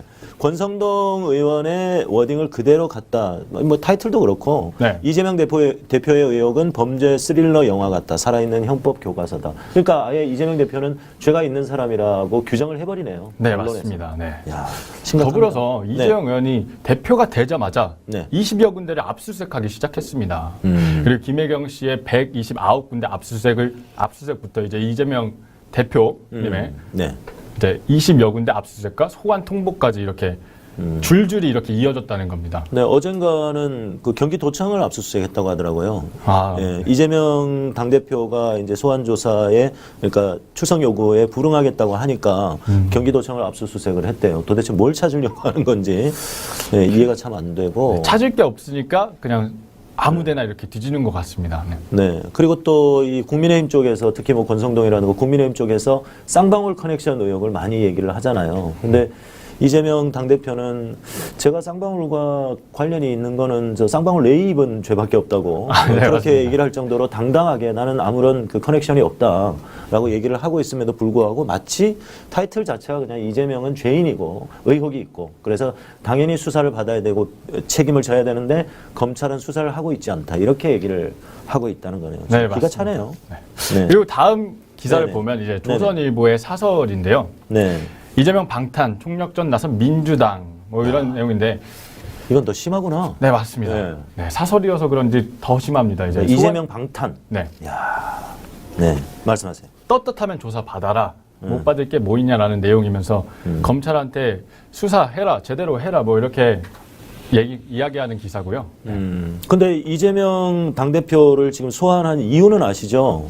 국감 때, 그 당시에 국토부에서 어떤 내려오는 지침이라든가 이런 것들이 압력으로 느껴졌다. 네네. 본인의 감정을 표현한 거예요. 예. 아니, 좀, 제가 만약에 하여원에게, 물론 상하 관계는 아니지만 하여원에게 이렇게 저렇게 하면 이제 나이도 많고 하니까 압력으로 느껴질 수도 있잖아요. 저는 이렇게 툭 던지는 말이라도. 그러니까 본인의 감정을 표현하는 거예요. 그쵸, 그쵸. 근데 네. 그걸 가지고 허위사실 유포라고 지금 출석 요구를 하는 거거든요. 말도 안 되는. 네, 말도 안 되는 거네요, 정말. 수년을 털어서 뭐가 안 나오니까 만약에 어떤 의혹이 나온다면 그걸 대서특필하면서 검찰이 또 언론 플레이를 할 거고 할 텐데 그렇지 않고 그 말, 국감에서 한 말 한마디 가지고 그게 허위사실 유포라고 출석 요구를 한다는 것 자체가 이제 우리 국민들은 아는 거죠. 뭘 이런 걸 가지고 제1야당의 당대표를 예, 그렇게 생각을 하는 거죠. 네, 맞습니다. 네. 네. 그래서 보시면은 이 마지막 문장에 그 이원석 검찰총장 후보자가 말한 이제 그 말이 있는데요. 이제 논란 없이 증거와 법리에 따라서 공정하게 수사를 하겠다. 뭐 이렇게 말한 거를 여기 기사에 담겨져 그러네요. 있어요. 증거와 법리에 따라 공정하게, 예, 뭐 법치, 공정, 정의, 자유 이런 거 많이 윤석열 대통령도 많이 얘기를 하죠. 뭐 심지어는 외교도 법치로 하겠다고, 예, 외교를 법치주의에 입각해서 하겠다고 하는 거죠. 예, 제가 개인 방송할 때 한 얘기인데 아니 무슨 외교를 법치에 입각해서 하느냐, 무슨 뭐 바이든 말 안 들으면은 뭐 압수수색 때리고 뭐 시진핑 뭐 구속하고 할 거냐고, 예, 그런 얘기가 있는데, 예. 증거와 법리에 따라서 공정하게 수사가 이루어져야 된다 이렇게 얘기를 했다. 네, 맞습니다. 근데 이 사진이 너무 괴리가 돼요. 네, 맞습니다. 예, 이재명 방탄, 총력전 나선 민주당 그리고 하필 노무현 대통령 국밥 드신 자리 그 이재명 당대표가 국밥을 먹는 이 사진을 썼다는 것은 네, 이 사설의 내용이랑 아예 아무 다른 관련이 거죠. 없죠. 네. 네. 네, 이게 정말 눈여겨봐야 될 점이고 왜 굳이 이 노무현 대통령께서 국밥을 드신 자리에서 찍은 이재명 대표의 사진을 이 사설에 이렇게 넣었는지 그 그 의도가 너무 불순한 것 같습니다. 제가 생각했을 때. 아주 악의적이라고 보죠. 너도 맞습니다. 그렇게 될 거야라는 그런 사인 같은 걸 주고 싶은 네, 이- 그런 걸 수도 있겠다는 생각이 듭니다. 예, 참. 기렉스들의 의도가 아닌가 하는 생각도 들고요. 예, 민족 정론지 조선일보의 이 기사 사설이었는데요. 참 기가 찹니다. 이 사진과 기사 내용을 보면 마치 이재명 당대표는 이제 범죄자 취급을 하는 거예요. 네, 맞습니다. 이렇게 하는데 무슨 협치가 이루어지겠냐는 것이죠. 자, 그리고 네. 이재명 당대표가 되자마자 뭐 압수수색하고 소환 통보까지 통보하고 하고. 이게 누구랑 대비가 상당히 되죠. 네, 맞습니다. 네. 그 본부장 리스크가 있는 윤석열 대통령과 많이 대비가 되는데요. 사실 대통령은 그 불체포 특권이 있고 네네. 내란이나 외환에 관련된 게 아니면 사실 그 소환 기소되지 않습니다. 네. 그런데 김건희 씨는 또 다르거든요. 그쵸, 근데 다르죠. 최근에 김건희 씨 도이치모터스에 대한 의혹, 지금 도이치모터스는 주가 조작 혐의로 대표 권오수 회장을 비롯해서 이 주가 조작 선수들 주범들이 다 지금 구속되고 조사를 받고 있어요. 받고 있는데 김건희 씨만 쏙 빠졌단 말이죠. 네. 근데 최근에 모 매체 보도를 통해서 김건희 씨가 모든 거래를 최종 컨펌을 했다. 그게 밝혀져 있고, 그리고 또 윤석열 대통령이 후보 시절에 본인은 그 와이프가 그 이모 씨, 도이치모터스의 이제 주가적 선수예요. 이모 씨가 골드만삭스 출신이라고 하는 네네. 그 사람한테 맡겼었는데 손해를 봐가지고 몇 천만 원 손해를 봐서 그 사람한테 권한을 뺏고 완전 절연을 했다고 했는데 그 다음 달에도 이 법정에 나온 녹취록이에요. 김건희 씨가 이 땡땡 씨하고 저 빼고는 다른 사람은 거래 못하게 하세요. 여전히 거래를 주도하고 본인이 허가를 하고 그 이땡땡 씨와도 관계를 맺었다는 거죠. 명백한 허위 사실. 네, 이렇게 의혹이 많은데 왜 조사가 안 되는지 저는 답답할 따름인데 이 기사를 통해서 알게 됐습니다. 네, 다음 그래요? 기사 한번 보시죠. 네. 네. 윤석열 처가원기 공은지구 특혜 관련 수사 경찰 취임식에 초청받았다. 네. 네요. 이제 윤석열 대통령 취임식에 윤석열 대통령 일가의 특혜비를 조사하는 경찰이 초청이 됐다는 겁니다. 네. 네. 근데 이에 이제 대통령실에서 네. 반박하기를 우리가 일일이 초청 인사를 다 알지 못한다라고 이렇게 밝혔거든요. 김건희 씨가 초청한 거 아닙니까? 그건 뭐 네. 확실하지는 확신하지 않겠지만 않지만 뭐 네. 그럴 수도 있겠다라는 생각은 듭니다. 네. 이 공공지구 특혜, 양평 공공지구 특혜는 사실 김건희 씨나 또 김건희 씨의 그러니까 윤석열의 장모죠. 윤석열 씨의 장모 최은순 씨가 관련된 인물인데 대통령 취임식에 담당 경찰관을 수사관을 초대를 했다는 것도 맞지 않는 얘기고요. 또 경찰이 나중에는 그 담당 수사관을 바꿨다. 예. 이제 소잃고 외양간을 고치는 격이죠. 그렇게 했다고 하고 대통령실에서는 누가 초대했는지 확인이 어렵다라고 얘기를 했다는 거죠. 거기다 이 초청 명단까지 뭐 파기를 했다고 합니다. 네. 근데 거기에 뭐 극우 유튜버 안모 씨도 네. 초청을 했다고 하고 그 극우 유튜버가 방송을 하면서 김건희 여사가 내 얼굴 보고 눈 마주치고 손 흔들어 줬다고 그러면서 초대장을 특별 초대장이에요. 그 주황색 특별 초대장을 이렇게 보여주면서 흔들면서 내가 대통령 내외에게 초대받았다는 것을 자랑하는 장면도 있어요. 또 누가 초대했겠어요? 확신은 안 들지만 뭐 네. 네, 잘 빠져나가시는군요. 맞습니다. 네. 그리고 도이치모터스 권오수 회장의 아들도 그 자리에 초대가 됐고. 네, 맞습니다. 네. 예, 참 심각합니다. 근데 이런 것도 초청 명단이나 이런 것도 압수수색을 한번 해봐야 되는 거 아닐까요? 그런 생각이 들긴 하거든요. 네. 누가 무엇을 위해서 이렇게 초청을 했는지 이게 알려져야 된다고 생각을 하거든요. 네. 네. 근데 왜 안 됩니까? 왜 안 될까요? 어렵죠? 네. 수사를 안 해서 안 되는 게 아닐까요? 그렇죠. 네. 그러니까 국민들이 바른 세상을 만들어 가고자 하는 국민들이 계속해서 목소리를 내고 관심을 가져야만이 저들이 압박을 느낀다. 결국은 시민의식입니다. 예, 시민들의 의식이 높아져야 우리의 이 더 나은 정치인들을 만날 수 있다는 거죠. 예, 정치는 그런 거예요. 예, 하준수 의원. 아, 네. 예, 프로그램 하면서 지금 요즘 상당히 많이 노력을 하고 계시고 첫 방송 때와 지금 비교를 해보면 어떻습니까? 본인 스스로 좀 자랑스럽지 않습니까? 아, 근데 네. 너무 방대한 것 같습니다. 정치가 네. 정말 많은 양의 내용이 담겨져 있고 네. 제가 이제 그런 걸 이렇게 다 이렇게 알 수 없으니까 아직 많이 부족한 것 같아서. 앞으로 이제 더 반짝반짝 빛날 일이 많을 거예요. 팩트 TV가 보도 채널로 가고 이렇게 되면 현장에 이제 직접 찾아가서 네네. 이제는 팩트 TV도 이제 리포터나 의미 있는 질문을 던질 수 있는 그런 자원들이 필요하단 말이죠. 네네. 예, 우리 하준수 의원도 많이 노력하셔서 팩트 TV를 대표해서 현장에 찾아가서 질문들을 던질 수 있는 그렇게 성장하는 모습을 같이 지켜보도록 하겠습니다. 네, 열심히 하겠습니다. 네, 그다음 기사 볼까요? 네, 자, 다음 기사 보시면 네. 이건 또 뭡니까? 아, 이거는 정말 참.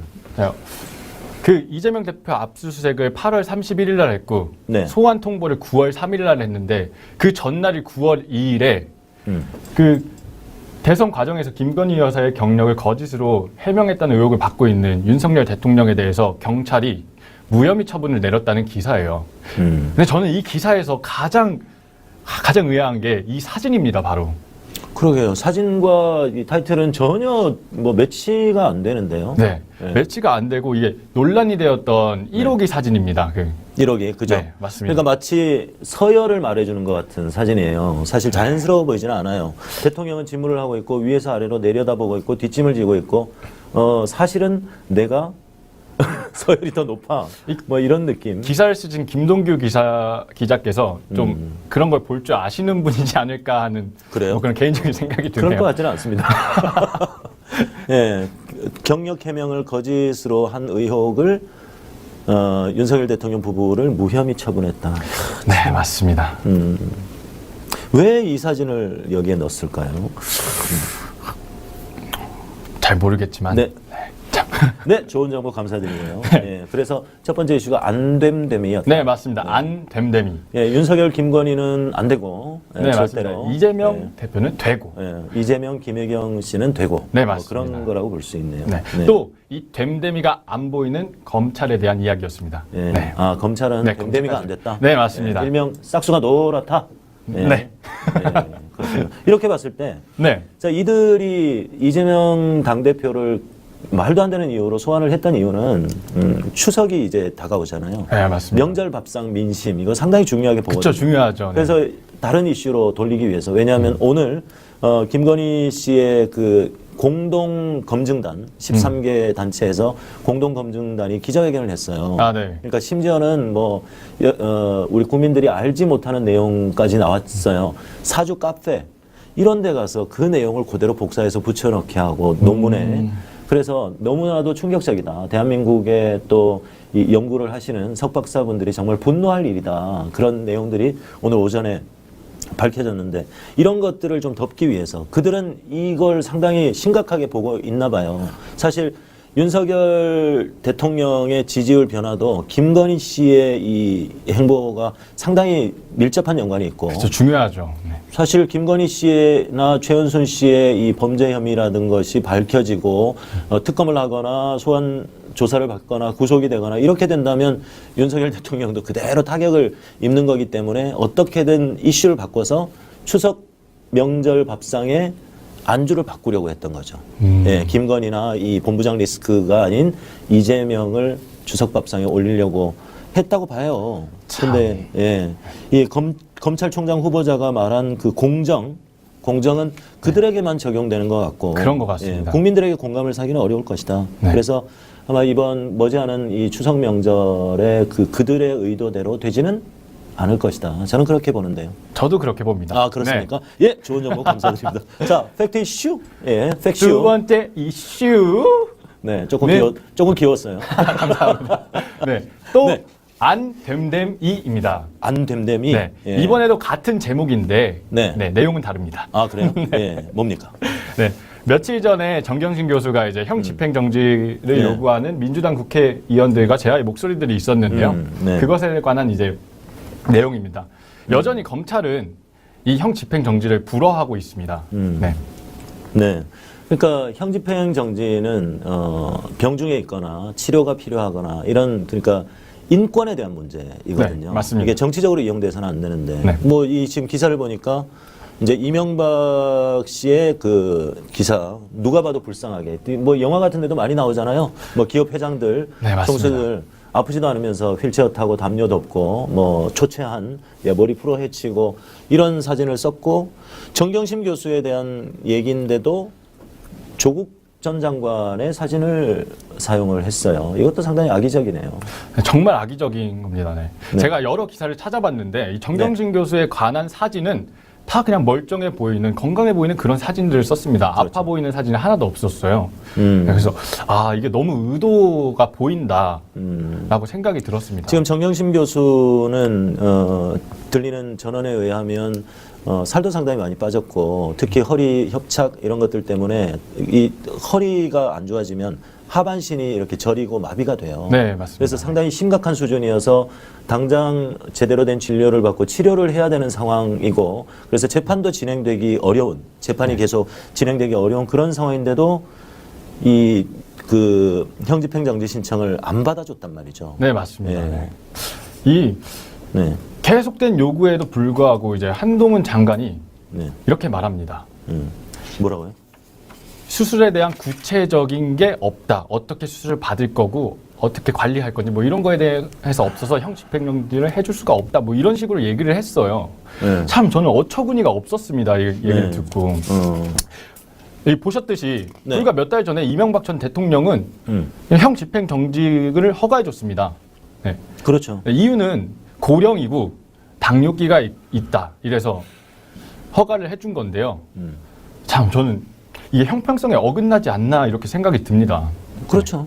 그러니까 사실 그 정경심 교수 같은 경우는 정치적으로 지금 저는 탄압을 받고 있다고 생각을 하거든요. 네, 맞습니다. 그래서 최소한 인권적인 차원에서 인권을 보호하는 차원에서 이런 치료가 필요하고 하면 형집행 정지가 형이 없어지는 게 아니고 아프기 때문에 인권을 보호하기 위해서 그것을 허가해 주는 거란 말이죠. 네, 맞습니다. 이명박 그 씨보다는 훨씬 더 지금 위급한 상황에 있음에도 불구하고 정경심 교수는 형집행 정지를 인용해주지 않는 법원의 태도. 네. 네, 한동훈 법무부 장관의 답변이 더 웃기네요. 구체적인 내용이 없어서 허가하기 힘들다. 네. 그냥 한번 알아보겠다고 자기가 관여를 하지 않는다 뭐 이런 식으로 얘기를 했는데 참 정말 저는 한동훈 장관의 개인적으로 한동훈 장관의 이 태도 자체가 참 마음에 안 드는 게 깔짝깔짝 된다고 하죠. 그 국회의원이나 그 질문을 하면 예 말씀해 주십시오. 예. 그렇게 변죽만 올리지 마시고요. 네.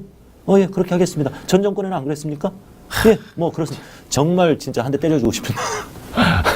아니 제가 여기서 드는 생각이 아까 그 말했던 네. 검찰이 말하는 공정이 무엇인가 자꾸 이런 생각이 의문이 드는 거예요. 그들만의 공정이죠. 그런 것 그들에게만 같아서 공정이죠. 너무 답답한 거죠. 예. 그리고 여기서 빠뜨린 내용이 있는데 네. 이 이명박 전 대통령 기사에 이제 예. 퇴원 조치를 받아가지고 네. 노년동 집으로 가가지고 이제 통원 치료를 받는다고 돼 있습니다. 참 전 거기도 어이가 없는 게 아니 통원 치료를 받으라 했으면은 교도소에 가서 이렇게 통원 치료를 받으면 되는 거 아닙니까? 그렇습니다. 근데 왜 노년동 집으로 귀가해가지고 통원 치료를 받는지 이게 참 의문입니다. 네. 이게 정말 공정인지 아닌지 그게 정말 저는 의심스러워요. 네. 그렇죠. 며칠 병원에 뭐 입원하고 뭐 치료를 받았다고 하고 집으로 아주 건강한 모습으로 이명박 씨는 건강한 모습으로 갔다.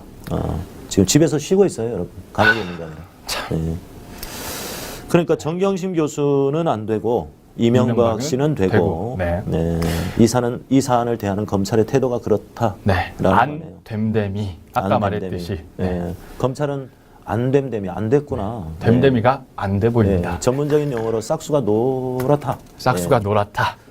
예. 근데 저는 한동훈 법무부 장관이 한동훈 씨가 계속해서 이런 모습들을 보여주면 결국은 한동훈이나 지금 이 윤석열 정부의 수명이 점점 짧아진다고 생각해요. 우리 국민들의 의식이 정말 많이 달라졌거든요.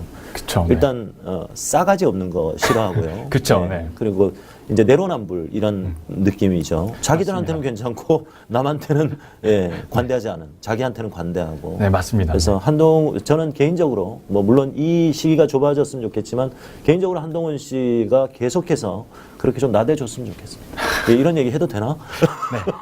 나대주셔서 국민들이 이렇게 네. 올라오셨으면 좋겠습니다. 네, 그렇군요. 자, 오늘 마지막 팩트 이슈. 네. 팩슈? 네. 세 번째 이슈. 네, 뭡니까? 키워드. 글로벌 넘버 원입니다. 네. 글로벌 넘버원. 네. 좋은 거 아닙니까? 글로벌 넘버원? 네, 좋은 네. 겁니다. 네. 네. 들어보십시오. 예, 문재인 정부 때 K 방역을 이제 정치 방역이다, 정치 네. 얼차례 방역이다라고 말한 안철수. 예, 공무원 시험 합격은 권성동. 네, 연습도 하세요. 네, 네. 과학 방역으로 코로나19를 대처하겠다, 뭐 이렇게 말했는데 이거 어떻게 됐을까요? 뭐 지금 셀프 방역하라고 하고 있죠, 국민들한테. 아, 네, 그러니까요. 네. 네.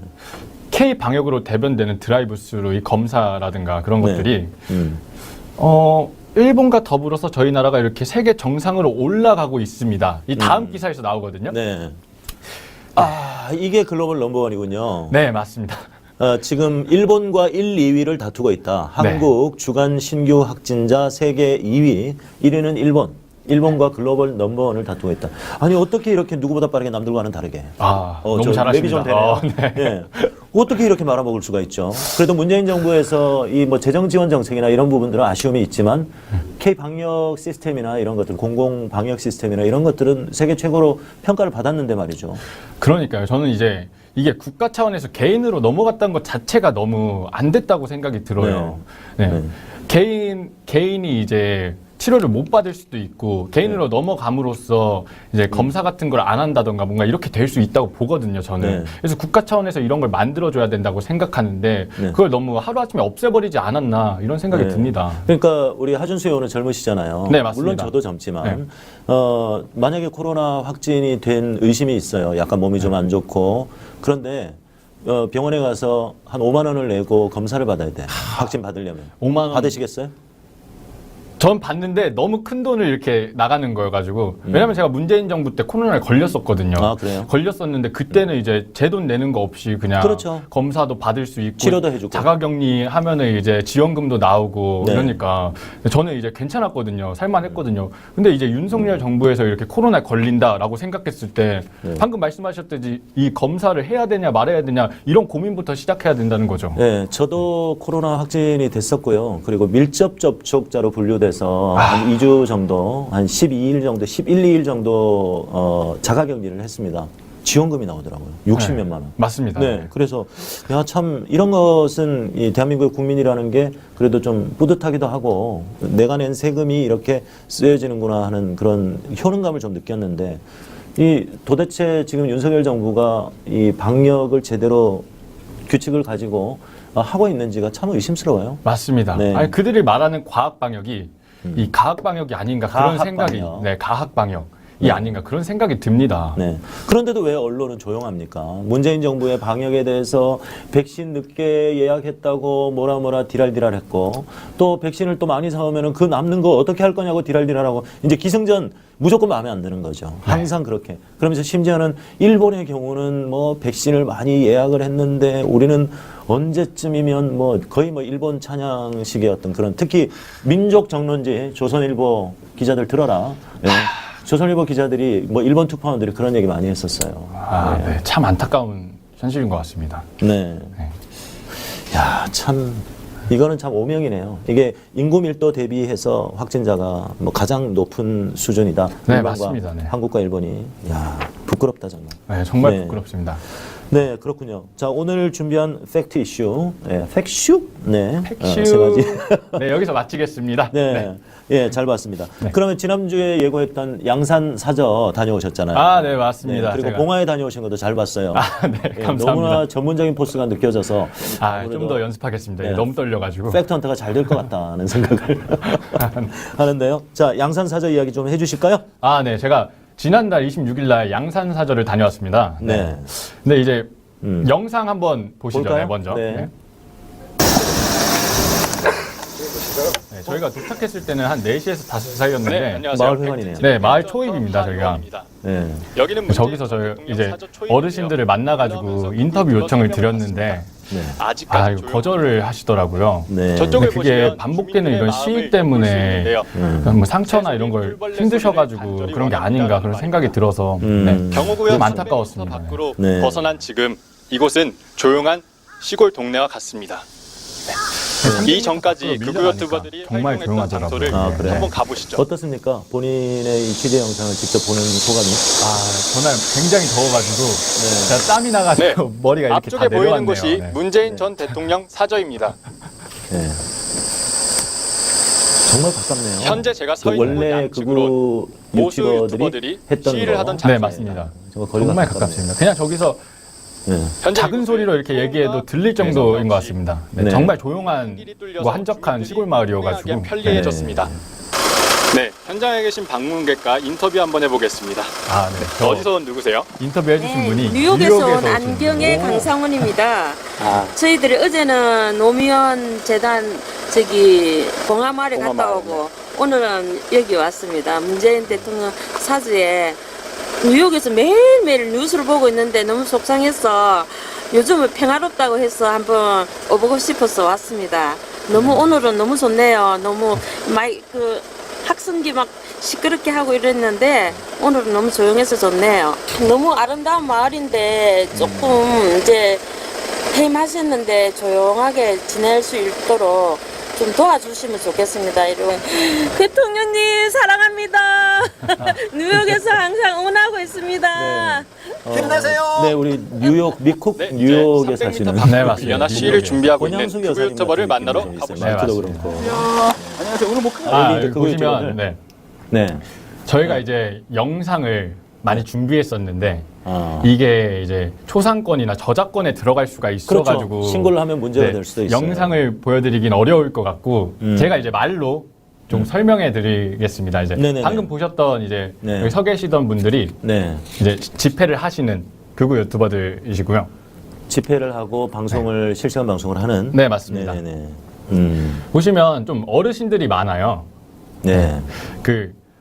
제가 이제 저기 인터뷰를 하러 갔는데 네. 한 분께서 계속 인터뷰를 못하게 막으시는 거예요. 그러니까 현장 책임자 같은 느낌? 네, 약간 그런 느낌의 분이 계속 인터뷰 하지 마세요. 뭐 이렇게 얘기하더라고요. 그래서 네. 왜 그러시지 해서 이제 그분에 대해서 이제 좀 찾아봤는데 네. 알고 보니까 음. 이제 유튜브에서 공비소탕 TV를 운영하는 공비소탕? 네. 공비가 있습니까? 대한민국에? 참 이게 참 말하자면 좀 긴데 예. 이제 이 사람이 우파 삼촌이라는 TV부터 시작해요. 네. 우파 삼촌. 혹시 아세요? 예, 알죠. 제 개인 방송에도 와가지고 막 욕하고 그래가지고 제가 차단 눌렀어요. 네, 맞습니다. 기사에서도 많이 언급된 이제 네. 유튜버인데요. 네. 이 우파 삼촌이라는 유튜버가 공비소탕 TV라는 걸 만들고 그게 또 며칠 전에 이렇게 깨졌어요. 그래가지고 뭐 기자 135인가 그거랑 붕붕이 속보 TV라는 걸 또 만들어요. 만들어요. 뭐 제목도 진짜. 그래서 그걸로 이제 진행을 하고 있고 네. 옆에서 이제 같이 찍어주시는 다른 계정으로 같이 찍어주시는 분들이 있는데 그게 이제 놀자 짱구야, 그 다음에 풍자 TV 뭐 이런 거예요. 놀자 짱구야. 네. 예. 야, 참. 짱구한테 좀 미안하네요. 올라. 네. 그렇군요. 자, 그래서요. 그래 인터뷰는 못 하셨어요? 네, 인터뷰는 완곡한 거부에 진행을 못했습니다. 근데 뭐 무슨 행사가 있었다고 집회가. 네, 맞습니다. 네. 제가 이제 거기서 양산사저에 올라갔다가 이제 내려오는 길에 어르신 두 분을 만나가지고 네. 가볍게 이렇게 얘기를 했는데 그 영상을 찍지 못했어요. 근데 가볍게 얘기를 했는데 그분들이 여기서 뭐 큰 행사를 한다고 해서 왔다 이래가지고 큰 행사가 뭐지 해가지고 이제 찾아보니까 그 자유통일당과 국민특검단에서 집회를 열었더라고요 그날. 네. 자유통일당은 그 전광훈 그리고 김문수 전 경기도지사 네, 이들이 맞습니다. 만든 정당이죠. 네네네. 자유통일당. 그리고 국민특검단이요? 네, 국민특검단은 이제 극우 이제 변호사분들이 이제 네 분께서 이제 만든 단체고요. 네. 여기서 근데 집회를 하면서 말한 내용이 참 뭐였어요? 집회 내용이? 안타깝습니다. 이제 네, 제가 어떤 이제 내용이요? 말씀을 드리면 네. 경호구역 확대로 동지들의 기본권과 집회의 자유를 침해하는 이 문재인과 김정숙 여사를 구속하라라는 이런 내용입니다. 잠깐만. 경호구역 확대로 그러니까 300m를 물린 것에 대해서 네, 맞습니다. 동지들 이제 그들 무리들을 얘기하는 거죠. 네. 동지들의 이거 북한 용어인데 아니, 저들이 말하는 논리대로 지금 얘기하는 거예요. 네네. 예, 동지들의 기본권과 집회의 자유를 침해하는 문재인과 김정숙을 구속하라. 아니 이 300m 물리라고 한 것은 물론 윤석열 씨가 원하지는 않았겠지만 마지못해서 윤석열 정부에서 결정한 거잖아요. 아, 네, 맞습니다. 이들의 논리대로 하면 윤석열 씨를 구속하라고 외쳐야 되는 거 아닙니까? 맞습니다. 이 뭐죠? 저는 이게 이 사람들이 윤석열 정부를 돌려까는 게 아닐까, 이런 지능적인 수법이지 않을까, 이런 네. 생각을 하는데. 그렇다고 보지 않습니다. 전혀 그럴 리가 없고요. 그렇게 머리를 많이 쓰실 것 같지는 않아요. 그렇구나. 아니, 근데 저는 정말 이해가 안 되는 게, 네. 왜 이런 집회를 하는데, 이 성조기와 태극기를 같이 흔드냐, 이겁니다. 아니, 문재인 정부 때 역대 정부를 다 이렇게 빗대봤을 때, 한미 관계가 제일 좋았잖아요. 네. 근데 왜 이렇게 성조기를 흔들고 그런지. 성조기와 태극기도 보셨지만 혹시 이스라엘기 보셨어요? 전 못 봤는데요. 왜 이스라엘기를 들고 나오는지 아세요? 잘 모르겠습니다. 약간 그 개신교 극우 개신교 네. 집단 정치에 관여하는 네네. 그 집단들이 이스라엘기도 가지고 나와요. 이스라엘기, 성조기, 태극기. 그게 네. 무슨 의미일까요, 도대체? 모르죠, 뭐. 그래서 맞아요. 그 트럼프 정부 때나 바이든 정부 때 이제 문재인 전 정부에서는 이 트럼프와 바이든 두 사람과 아주 깊은 관계를 유지를 했고 또 특히 북미 관계에서 또 문재인 대통령을 트럼프도 깊이 신뢰를 했었죠. 네, 물론 맞습니다. 이 하노이 회담 이후에 후속적인 조치가 없어서 조금 어그러지기는 했지만 신뢰했고 바이든 대통령도 문재인 대통령 퇴임하고 난 다음에도 직접 만나려고도 했었고. 아, 네, 맞습니다. 그리고 윤 대통령 보고 이제 네. 프레지던트 문 이렇게 한 적이 있잖아요. 바로 수정하긴 네, 했지만. 바로 수정하긴 했지만. 예. 그래서 제가 봤을 땐 문재인 정부의 한미 관계가 이렇게 그리워서 그렇지 않을까라는 익숙해서 그랬겠죠. 네, 그런 것 같습니다. 예. 바이든도 인정하기 싫었나 봅니다. 아, 네, 윤석열을. 맞습니다. 네. 네. 자, 근데, 그런데 네. 이 우파 그러니까 극우 성향의 이 유튜버들이나 이 사람들이 아까 뭐요? 뭐 짱구야 놀자. 짱구야 놀자. 공비소탕. 공비소탕. 이건 예. 깨졌고요. 이제 풍자 TV가 남았고. 풍차 TV. 풍차 TV. 네, 맞습니다. 풍차 TV. 네. 미디어 A도 있네요. 미디어 A 공비소탕. 야, 공비라는 말을 아세요? 무장 공비 뭐 네, 이런 무장 때 공비. 쓰는, 예, 그런 그죠. 단어로 공비소탕, 알고 있습니다. 네. 짱구야 놀자. 야, 진짜. 근데 이 사람들이 주로 뭘 합니까? 거의 뭐 들어보니까 네. 9 to 5던데요. 직장인처럼. 네, 맞습니다. 예, 오전에 출근해가지고. 10시부터 오전 10시부터 오후 5시까지 이렇게 집회를 한다고 합니다. 퇴근 시간은 잘 지킵니까? 네. 퇴근 시간 제가 갔을 때는 정말 철저하게 잘 지켰습니다. 네. 9 to 5. 네, 깜짝 놀랐습니다. 네. 네, 똑같은 이제 어르신들을 모시고 똑같은 집회를 하고 이제 후에 오후 7시쯤에 똑같은 먹방을 합니다. 그러니까 항상 똑같은 어르신들하고 먹방을 또 하는군요. 네, 맞습니다. 예. 네, 집회가 끝나고 먹방을 하더라고요. 어제는 저희가 태풍 네. 때문에 비가 많이 왔잖아요. 네네네. 그래서 이제 집회는 못하고 예. 닭백숙을 드시더라고요. 한 2시간 동안. 닭백숙을 2시간 동안 네. 먹방을 네, 비가 맞습니다. 많이 오니까 야, 아니 근데 우리 하준수 의원이 네네. 이 취재를 위해서 팩트헌팅을 위해서 그러면 이 사람들의 방송을 또 면밀히 보시는군요. 거의 다 봤습니다. 정말. 와, 힘들겠다 진짜. 너무 힘들었습니다. 네, 정말 힘들겠다. 하지만 이제 철저하게 이렇게 조사해야 되기 때문에 네, 그래야지 또 좋은 닭백숙 좋아합니까? 제가 그 영상을 보고 있는데 침샘이 다 보이더라고요. 그래요? 닭백숙 꼭 사드리도록 하겠습니다. 네, 감사합니다. 네. 여러분들의 후원이 필요합니다. 네, 후원해 네. 주십시오. 닭백숙 먹고 싶습니다. 진짜 이 양산이 정말 평화로운 마을인데 그 주민분들은 얼마나 힘드셨겠습니까? 네, 맞습니다. 네. 그동안 얼마나 힘들었을지 그게 참 가늠이 잘 안 되네요. 네, 맞습니다. 취재하시면서 뭐 어떤 에피소드 같은 건 없으셨나요? 에피소드. 이건 에피소드는 아닌데 네네. 이제 거기 있는 극우 유튜버들과 네네. 이제 홀로 이렇게 맞서서 싸우는 이제 시민분이 한 분 계세요. 네, 신승모이라는 분이신데. 네. 저도 그분 알아요. 신승모. 아십니까? 네. 네. 네. 정말 이제 용기 있고 그런 분인 것 같아요. 제가 하는 이런 행보를 봤을 땐 거기 매일 가셔가지고 거기서 시위하는 분들이랑 이렇게 해서 그분들 거기 이제 제목은 그 신승목 TV의 제목은 소탕 작전이라고 이렇게 하시는데 네. 소탕 작전. 소탕 작전이라고 네. 하거든요. 그래서 그렇군요. 이제 그 극우 유튜버들을 고발하고 뭐 이런 겁니다. 네. 그분이 사실 혼자 열심히 싸우시는 분이세요. 네, 맞습니다. 그러면서 네. 지금 문재인 전 대통령 사저에 가서 그 우파 측의 유튜버들과 홀로 외롭게 싸우고 계시는 네, 정말 대단하신 것 분이시군요. 같습니다. 네. 참 인상적이네요. 네. 자, 오늘도 많은 내용을 또 준비를 해오셔서 알차게 진행을 했습니다. 알찼습니까? 네, 알찼어요. 알찬데? 아, 감사합니다. 네. 그래서 다음 주는 이제 추석 연휴라서 팩트 헌팅은 한 주 쉬고요. 아, 네, 맞습니다. 다음 주에는 네. 또 우리가 여러분들이 잘 아시는 분들을 또 초대를 해서 추석 특집으로 진행을 할 텐데 다음 주에는 하준수 의원이 아쉬우시겠지만 네, 한 주 쉬게 된다는 점 말씀을 드리고요. 예, 오늘 정말 수고 많으셨습니다. 네, 감사합니다. 네. 이상 매너가 사람을 만든다. 팩트TV 팩트헌터 하이원이었습니다. 네, 그 매너가 사람을 만든다. 그 킹스맨에 나오는 대사 네, 맞습니다. 원어로 한번 해주세요. 매너 is 매너 is human? 모릅니다. 예, 예. 네. 자, 이거 잘라주시고요. 라이브 네. 아닙니까? 네, 라이브인데 큰일 났네. 네. 예, 예. 하지만 매너가 사람을 만든다. 네, 다음번에 출연하실 때는 그 원어로 네. 딱 공부하셔서 멋지게 한번. 영국식으로 해야 되나요?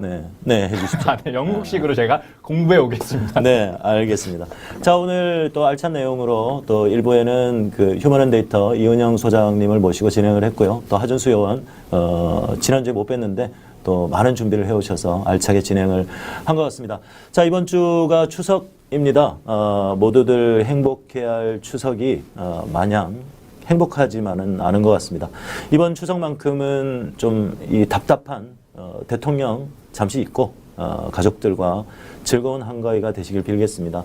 3년 만에 이제 거리두기가 해제된 추석을 명절을 지금 맞이하게 되는데요. 가족분들과 즐겁고 소중한 시간을 보내시기 바라겠고요. 아까 말씀드린 대로 팩트헌팅은 다음 주는 쉬고요. 팩트헌터 특집 방송으로 여러분들이 궁금해하실 만한 분들을 모시려고 하고 있습니다. 다음 주 화요일에도 팩트헌터는 진행이 되고요. 팩트헌팅은 한 주 쉰다는 말씀 드리겠습니다.